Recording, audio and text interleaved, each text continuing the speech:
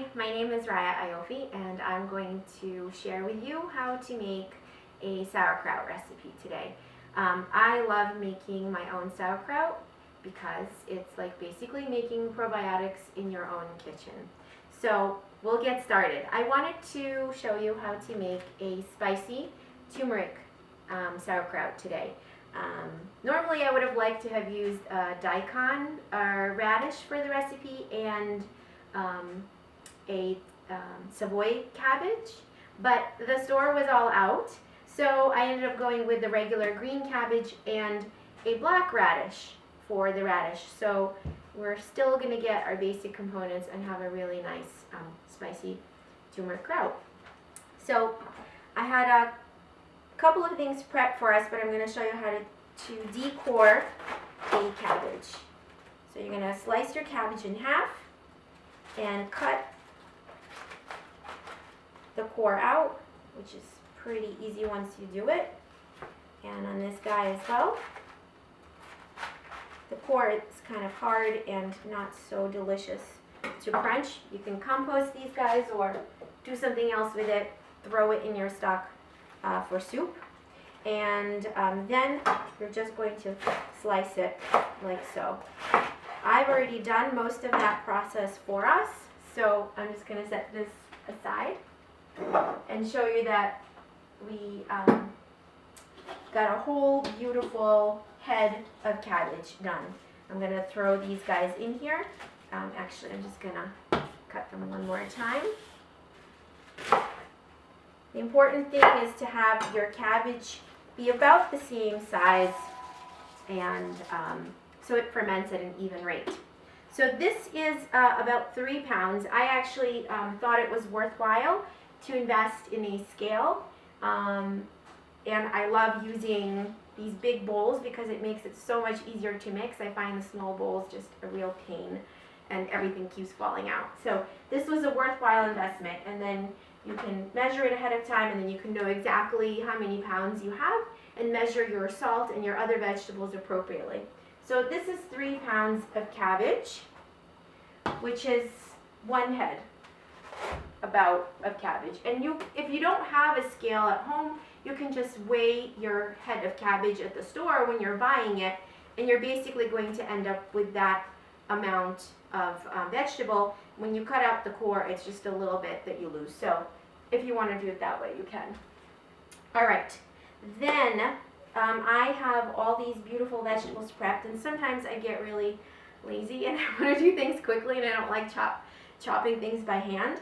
So I use my handy food processor. I put the slicer blade in there, and if you have kids, they really love to help you with this job in the kitchen. You can recruit them to help. Mine are not here right now, so I can do this in peace, but for the video. So we're also going to slice our daikon, but in our case the black radish, so I'm going to throw that in here as well.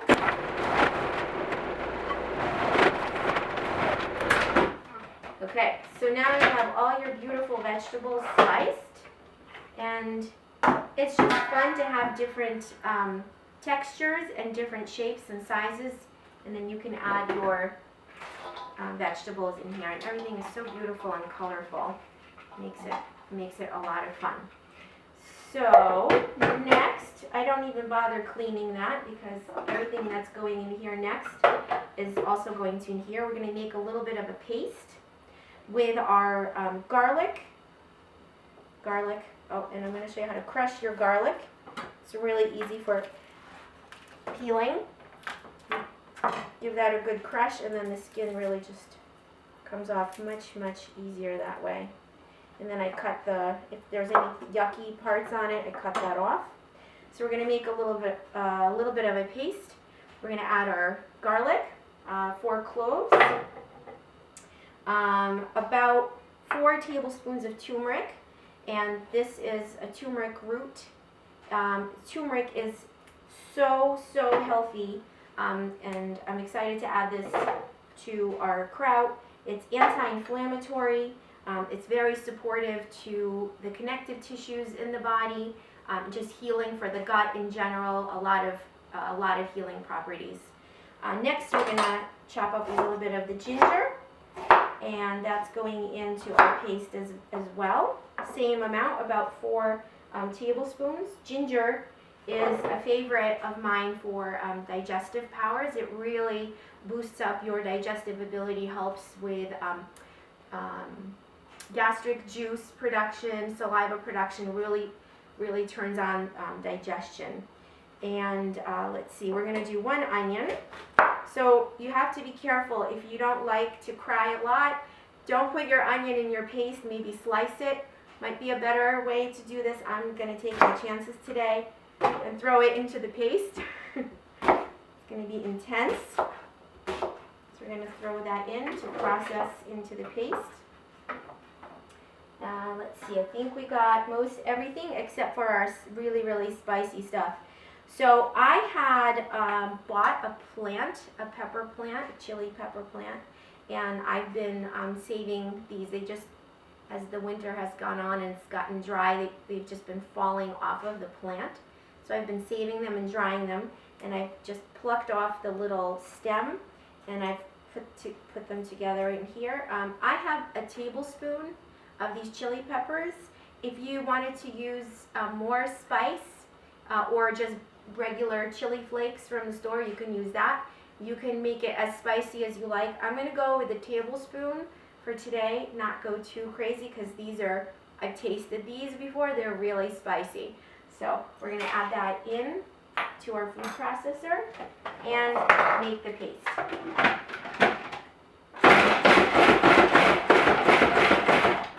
I kind of pulse it a little bit at first, and then just let it go. Alright, I think that looks great.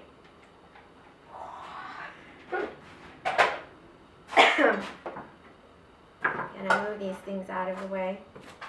And here is our beautiful bowl of vegetables and our paste. I'm going to get a little bit of a spatula to get all this good stuff in here. This is amazing. The spice, the chili spice, is really great for raising, it kind of raises your body temperature. It heats you up, especially if it's cold in the winter. Really great for warming you up. It assists in some of the metabolic processes in the body. So kind of like heats up the temperature for your enzymes to work really well. See? Gonna cry. Alright, so I have about 4 tablespoons of sea salt. You want to make sure that you're using nice Celtic sea salt or a nice Himalayan salt. Make sure that your salt is not iodized. And crying is part of the joy of being in the kitchen sometimes. Okay, so you're going to get all this nice salt and all these vegetables mixed in together. A little bit of a massage for your vegetables. They love a good massage. It helps to release their water. And I'm already starting to see the vegetables release a little bit of the water, and you can see they're really shrinking kind of in size. Before, our bowl was pretty full, and as they begin to release their juices, they're really beginning to shrink.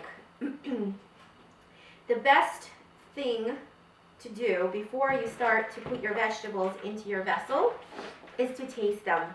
Make sure they taste really good to you. It should taste like a really good salad. And if you're not sure what a really good salad tastes like, you'll figure it out with practice. So, give your vegetables a little taste. It tastes great. It's got a little spice. Amazing. This is going to make amazing spicy chi or kraut. Okay, so I have a really bigger size jar here because I like to make a little substantial size batch when I make this at home. I figure if I'm making a mess, why make it more than once if you don't have to. So we're going to begin to put these vegetables in here. One really, really important thing is that as you put your veggies in here, you want to press them, tamp them down so that there's no air getting to your vegetables. This process is an anaerobic process, meaning you don't want any oxygen in your vegetables here. So you want to try and tamp things down so that your vegetables get under the brine. And oh yeah, they're starting to release some juice, so this is going to be amazing. It's really, really important to have that anaerobic environment for your ferment, because if it's not, you're going to get mold. And we do not want mold. That's going to ruin your vegetables. If you do end up with a tiny bit of layer of mold on top, you could take those vegetables off and pray that the rest of the vegetables underneath don't have that mold. But you would have to taste it and test it or smell it. If it smells bad, toss it. If it's slimy, toss it. You will know if something didn't work out with your ferment. If it doesn't smell good to you, you will not eat it. Okay, so now we have all of our beautiful vegetables in our vessel, and we've pushed things down, and look at all this beautiful, beautiful brine that the vegetables have just released, and they're going to keep releasing. So remember, it's really, really important to make sure your vegetables remain under the brine, as this is an anaerobic process, and we want our lactobacilli, the good bacteria, to grow and proliferate, and they will create lactic acid, which will make will drop the acidity in here even more. And then once the acid is produced, we don't even really need to worry about it so much, because the acid will naturally inhibit the growth of other mold and or yeast. But until that first stage of fermentation is complete and the lactobacilli make the lactic acid, we really, really need to help them out and make sure that there's no air, no oxygen getting to the vegetables. So I'm pretty satisfied with this right now. This looks beautiful, smells great. Just an FYI, your hands will turn yellow from the turmeric, so people will wonder if you have jaundice, but you don't. It'll wash off. I used a little towel to wipe down the inside of the jar to make sure there's not much stuff left over to attract the mold. Then I have a regular ball jar with water to fill as our weight, because we want to make sure we weigh this thing down and help, again, like we said, to help keep the environment in here anaerobic, and helps to keep the vegetables submerged in the brine, as they will want to come out as the fermentation continues. Carbon dioxide will be released, so it's going to want to push the vegetables up. So maybe every day you might want to come back and check in on your veggies and squish them down a little bit more. Okay, so then you can put your lid on top.